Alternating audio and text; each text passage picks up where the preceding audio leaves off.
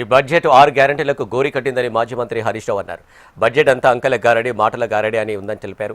అన్ని రంగాలకు మొండి చేయి చూపించారన్నారు. గతంలో నిధులు ఖర్చు చేయని పథకాలకు ఈ బడ్జెట్లో నిధులు ఎలా కేటాయిస్తారని తెలిపారు. ఈ ప్రభుత్వానికి కూల్చడం మీద ఉన్న ప్రేమ నిర్మాణాలపై లేదని మాజీ మంత్రి హరీష్ రావు అన్నారు. రాష్ట్ర ప్రభుత్వం ఈరోజు ప్రవేశపెట్టినటువంటి బడ్జెట్ రాష్ట్ర ప్రజల్ని చాలా తీవ్రంగా నిరాశపరిచింది.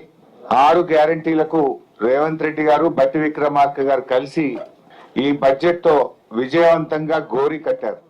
గత బడ్జెట్ ప్రసంగం కన్నా ఈ బడ్జెట్ ప్రసంగంలో 20 పేజీలు పెంచారు, 20,000 కోట్ల బడ్జెట్ పెంచారు తప్ప 6 గ్యారెంటీల ప్రస్తావన గాని దానికి అవసరమైన నిధులు కేటాయింపు చేయలేకపోయారు.